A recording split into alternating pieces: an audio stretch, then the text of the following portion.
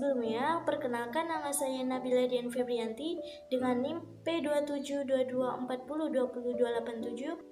Perkenalkan, nama saya Nadia Revina Azalika. NIM saya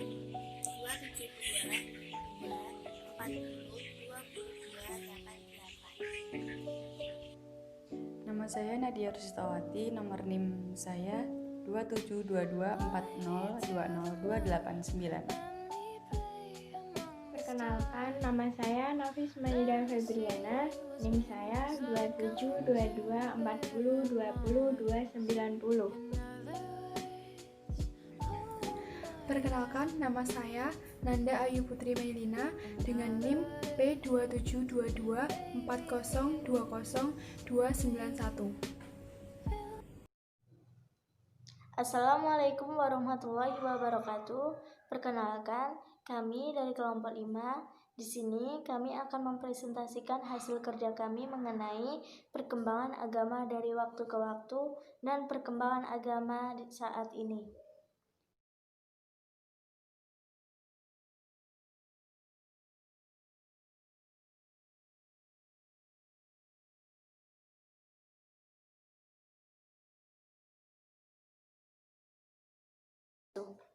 Akan menyampaikan poin 1, yaitu perkembangan agama Islam di Indonesia. Teori masuknya agama Islam di Indonesia dibagi menjadi 3 teori. Yang pertama, teori Arab. Teori ini menyebutkan bahwa pengaruh Islam di Indonesia dibawa langsung oleh pedagang Arab sekitar abad ke-7. Kedua, teori Gujarat. Menurut teori ini, penyebar Islam di Indonesia berasal dari Gujarat atau India antara abad ke-7 hingga abad ke-13. 3. Teori Persia.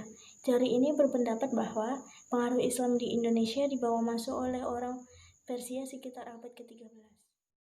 Islam pada masa kerajaan.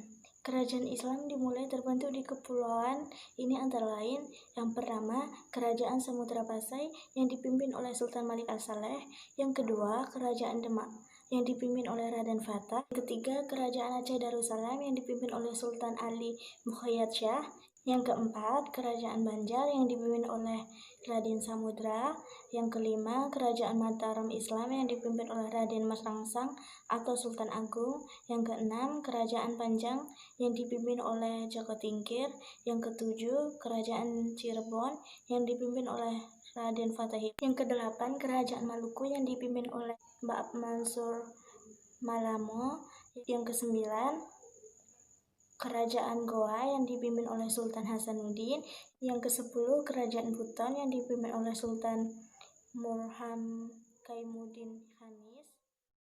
Islam pada masa penjajahan. Yang pertama, penjajahan Belanda. Kedatangan Belanda di Indonesia bertepatan dengan melemahnya pertahanan maritim dari Kesultanan Indonesia. Yang kedua, pertengahan abad ke-10, Belanda berusaha mewujudkan pemerintahan yang kuat. Ketakutan Belanda terhadap Islam yang muncul. VOC bangkrut, Belanda mengambil alih dan mengakibatkan kultur stelsel. Yang kedua, penjajahan Jepang. Pada awal penjajahan, Jepang menarik empati dari pihak pribumi di bidang pendidikan. Jepang mendirikan masjid di Tokyo, menawarkan bantuan dana bagi madrasah, serta membiarkan membuka madrasah. Rakyat dipaksa untuk bergabung dengan badan pertahanan Jepang, namun masih ada madrasah-madrasah yang bisa jalan.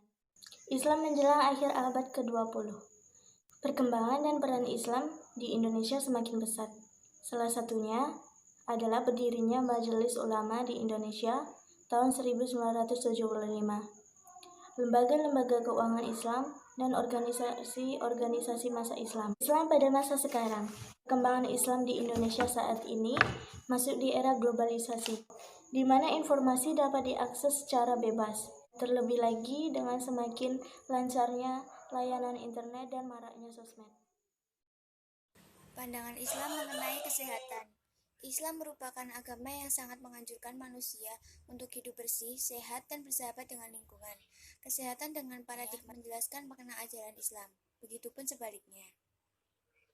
Sehingga tidak terjadi kesenjangan antara keagungan ajaran Islam dengan perilaku kesehatan di dalam kehidupan sehari-hari. Berikut ayat-ayat Al-Quran yang berkaitan dengan kesehatan. 1. Pemberian ASI eksklusif. wal walidatu yurdina auladahunna haulaini kamilain. Dan ibu-ibu hendaklah menyusui anaknya selama 2 tahun penuh, yang ingin menyusui secara sempurna. Al-Quran Surat Al-Baqarah ayat 233. 2. Kebersihan diri dan lingkungan. Innallaha yuhibbu tawabina wa yuhibbul mutatahhirin. Sesungguhnya Allah menyukai orang yang bertaubat dan menyukai orang yang menyucikan diri. Al-Quran Surat Al-Baqarah ayat 222.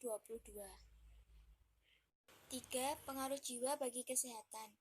Alladzina yunfikuna fis-sarai wad-dharai wal katiminal ghaidha wal afina 'anin nas. Wallahu yuhibbul muhsinin. Yaitu orang-orang yang berinfak baik di waktu lapang maupun sempit, dan orang-orang yang menahan amarahnya dan memaafkan kesalahan orang lain. Dan Allah mencintai orang-orang yang berbuat kebaikan. Al-Quran Surat Ali Imran ayat 134. Adapun hadis mengenai kesehatan, yaitu Fali jasadi aminan fi sirbihi indahu kutu yaumahi faka'annamahi zat lahud dunya. Dan barang siapa di antara kamu masuk pada waktu pagi dalam keadaan sehat badannya, aman pada keluarganya, dia memiliki makanan pokoknya pada hari itu, maka seolah-olah seluruh dunia dikumpulkan untuknya. Hadis riwayat Ibnu Majah nomor 4141 dan lain-lain. Dihasankan oleh Syekh Al-Albani di dalam Sahih Al-Jami'us Shaghir nomor 5918. 2. Perkembangan agama Hindu dan Buddha di Indonesia. Teori masuknya Hindu dan Buddha di Indonesia. 1. Teori Brahmana oleh J.C. Van Leer.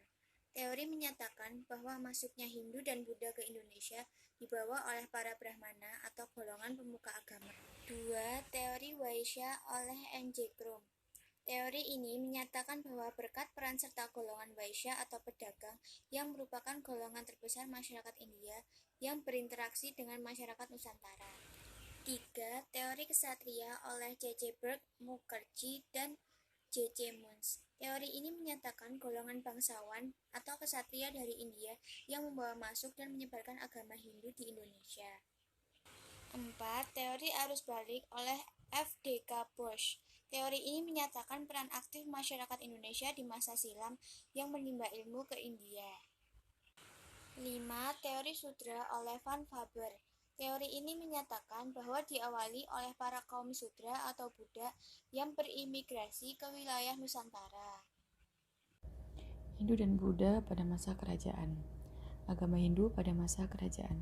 Kerajaan Kutai, Kalimantan Timur pada tahun 400 Masehi, dan didapatkan kitab Yupa yang berisi bukti-bukti kehinduan yang tertua di Indonesia. Abad kelima berkembang di daerah Jawa Barat, ditandai dengan kerajaan Tarumanegara dengan rajanya yang bernama Purnawarman. Ditemukan 7 buah prasasti dan batu-batu yang bertuliskan huruf Pallava memakai bahasa Sanskerta. Abad ke-6 masuk ke Jawa Tengah yang ditandai dengan ditemukannya prasasti Tukmas dan prasasti Canggal yang dikeluarkan oleh Raja Sanjaya sekitar tahun 654. Abad ke-12 berkembang di daerah Jawa Timur, dibuktikan dengan ditemukannya prasasti Dinoyo pada tahun 682. Saka memakai huruf Jawa kuno dan bahasa Sanskerta. Isi prasasti tersebut menerangkan bahwa Raja Simha dari kerajaan Kanyuruhan mengadakan upacara besar beserta para pendeta dan penduduk negeri. Pada tahun 1042 sampai 1222 Masehi, zaman kerajaan Singosari, Ken Arok sebagai raja pertama digelari Batara Guru. Peninggalan yang membuktikan Ken Arok penganut Hindu adalah berdirinya Candi Kidal, Candi Jago, dan Candi Singosari. Pada abad 13 berakhirnya Singosari, sehingga munculnya kerajaan Majapahit. Di zaman pemerintahan ini pula kerajaan surut seiring dengan itu perkembangan agama Hindu mulai mengalami kemunduran. 2. Agama Buddha pada masa kerajaan. Setelah masuk ke Nusantara secara damai dan diterima oleh masyarakat setempat, Buddhisme atau agama Buddha mulai mendapatkan tempat di kalangan bangsawan kerajaan dan diadopsi oleh beberapa kerajaan di Nusantara sebagai landasan dan pedoman hidup bagi rakyatnya. Pada zaman ini, tidak sedikit kerajaan di Nusantara yang mengadopsi agama Buddha sebagai landasan dan pedoman hidup bagi rakyatnya. Namun hanya beberapa kerajaan yang menikmati masa keemasan bersama perkembangan agama Buddha, seperti Kerajaan Sriwijaya, Medang, dan Majapahit. Hindu dan Buddha pada masa penjajahan. Agama Hindu. Saat ini agama Hindu berkembang pesat di Indonesia, terutama di daerah Bali. Hindu di Bali lebih menekankan pada pengalaman spiritual dan perjalanan hidup individual seseorang dalam menemukan arti kehidupannya. Agama Buddha, pengaruh India pada agama Buddha di Indonesia kian memudar. Justru pengaruh dari negeri Tionghoa lah yang paling mendominasi agama Buddha sampai saat ini. Pandangan Hindu dan Buddha mengenai kesehatan. Yang pertama, agama Hindu. Belum banyak orang yang mengetahui bahwa Ayurveda merupakan kitab kedokteran Hindu. Ayurveda diakui para ahli kedokteran modern sebagai suatu sistem pengobatan, dalam pengertian bahwa sistematisasi dan penerapan pengetahuannya khusus mengenai kesehatan dan penyakit, terutama yang menyangkut keadaan keseimbangan dan ketidakseimbangan yang terjadi di dalam tubuh, serta bagaimana cara untuk memperbaiki dan mengendalikan keadaan tidak seimbang itu agar pulih kembali menjadi seimbang. Prinsip pengobatannya adalah preventif atau pencegahan, bukan pengobatan atau terapi. Agama Buddha, kesehatan sungguh penting di dalam Dhammapada, bahwa kesehatan adalah perolehan terbesar yang seseorang miliki. Kesehatan yang dimaksud bukan hanya sehat secara fisik, tetapi juga sehat secara batin. Yang ketiga adalah perkembangan masuknya agama Katolik dan Kristen ke Indonesia. Masuknya agama Katolik dan Kristen di Indonesia. Yang pertama, agama Katolik. Gubernur Portugis kedua di India mengumpulkan pasukan dalam jumlah besar dan berlayar dengan belasan kapal menuju Malaka. Dalam waktu singkat, dia berhasil menaklukkan Malaka, pelabuhan perdagangan penting kala itu. Setelah menguasai Malaka, Portugis bisa memonopoli perdagangan dan menyebarkan agama Katolik secara lebih teratur di wilayah timur, seperti Ambon dan Halmahera, Ternate, dan Tidore, salah satu Zandeling Katolik di kawasan itu. Yang kedua, agama Kristen. Di tahun 650-an, agama Kristen mulai berkembang di Kedah atau Semenanjung Malaya dan sekitarnya. Di abad ke-9, daerah sudah berkembang menjadi pelabuhan dagang yang sangat ramai di jalur pelayaran yang menghubungkan jalur dari India ke Aceh, ke Barus, ke Nias, dan melalui Selat Sunda, Laut Jawa, dan terus ke Cina. Jalur inilah yang sering disebut sebagai jalur penyeberang agama Kristen dari India ke Nusantara.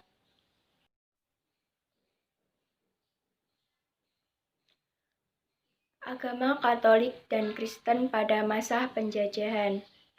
Pada abad 19, aktivitas-aktivitas misionaris masih tetap tidak didukung oleh pemerintah kolonial. Kelompok misionaris Rhenis dari Jerman diizinkan untuk menyebarkan ajarannya di Hindia Belanda. Sekalipun pada tahun 1900, aktivitas-aktivitas misionaris telah terbentuk di seluruh wilayah koloni, kecuali untuk wilayah-wilayah Muslim di Aceh dan Sumatera Barat. Setelah tahun 1900, ekspansi wilayah oleh pemerintah kolonial telah hampir sukses seluruhnya dan politik etis diperkenalkan, mengimplikasikan dampak lebih langsung kepada penduduk asli.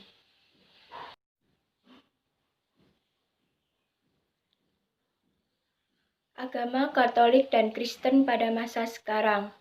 Agama Katolik dan Kristen masih berkembang di Indonesia meskipun termasuk agama minoritas. Wilayah Indonesia yang banyak terdapat agama tersebut ialah Papua, Maluku, NTT, dan Sumatera Utara. Sampai saat ini, masih banyak yang menganggap agama Katolik dan Kristen sama karena adanya kesamaan tradisi atau hari raya antara kedua agama tersebut.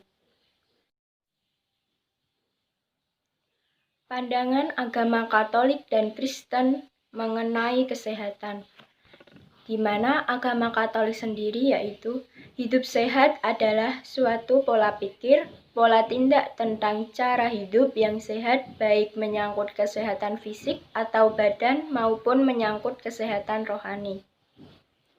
Sasaran dan tujuan pola hidup sehat ialah menghargai dan menghormati tubuh sebagai kenyataan yang sangat pribadi sebagai tanda dan wahana untuk membangun hubungan-hubungan dengan sesama, dengan Allah dan alam semesta, demi terwujudnya kesejahteraan bersama. Menurut Gereja Katolik yang mengambil pengajaran dari St. Thomas Aquinas, manusia terdiri dari tubuh dan jiwa. Namun jiwanya di sini adalah jiwa spiritual atau rohani yang menyebabkan manusia sebagai makhluk rasional atau berakal budi. Pandangan dan arahan gereja yaitu bahwa kehidupan dan kesehatan merupakan hal yang bernilai. Hidup sehat diusahakan dengan cara menciptakan situasi hidup yang kondusif.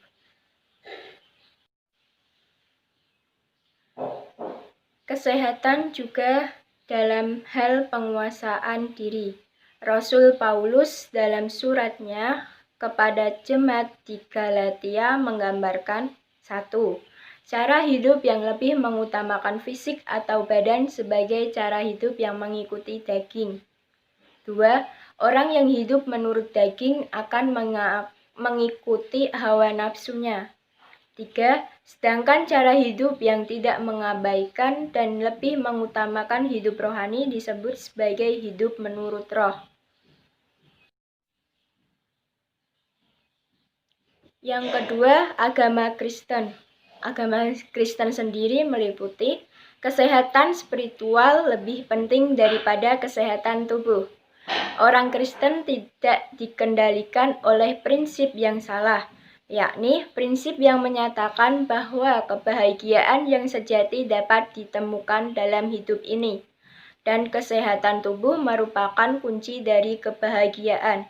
Lebih dari itu, orang Kristen memelihara kesehatan yang hanya supaya mereka dapat mengasihi dan melayani Tuhan dengan lebih efektif.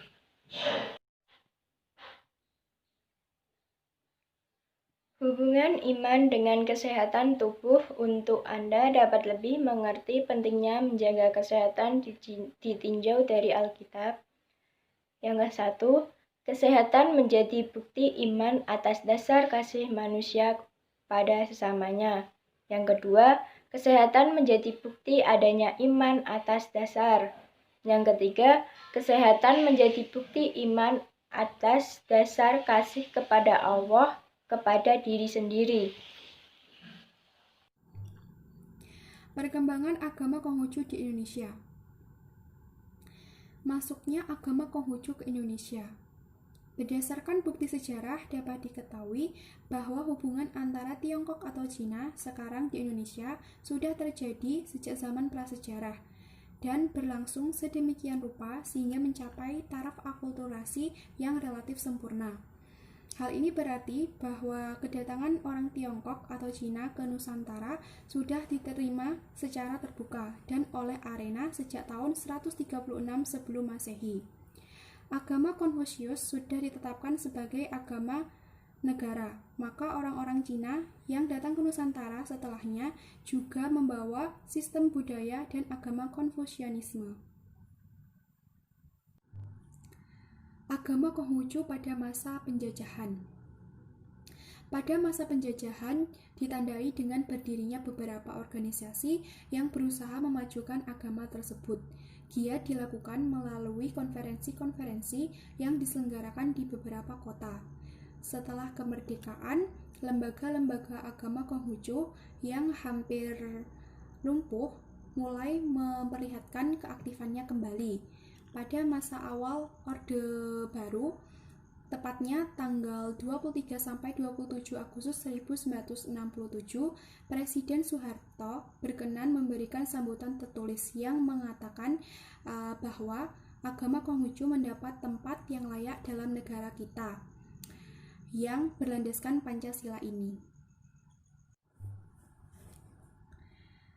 Namun, setelah Orde Baru, terjadi diskriminasi bagi para penganut agama Konghucu di Indonesia, di mana pemerintah hanya mengakui 5 agama, yaitu Islam, Kristen, Katolik, Hindu, dan Buddha. Pada masa reformasi, Presiden Kiai Haji Abdurrahman Wahid mengeluarkan keputusan Presiden nomor 6 tahun 2000 tentang pencabutan instruksi Presiden nomor 14 tahun 1967 tentang agama, kepercayaan, dan adat istiadat Cina. Pada masa sekarang, agama Konghucu sudah menyebar di wilayah Indonesia yang ditandai dengan banyaknya tempat ibadah yang dibangun. Demikian presentasi yang dapat kami sampaikan. Jika ada salah kata, mohon dimaafkan dan terima kasih sudah menyaksikan. Wassalamualaikum warahmatullahi wabarakatuh.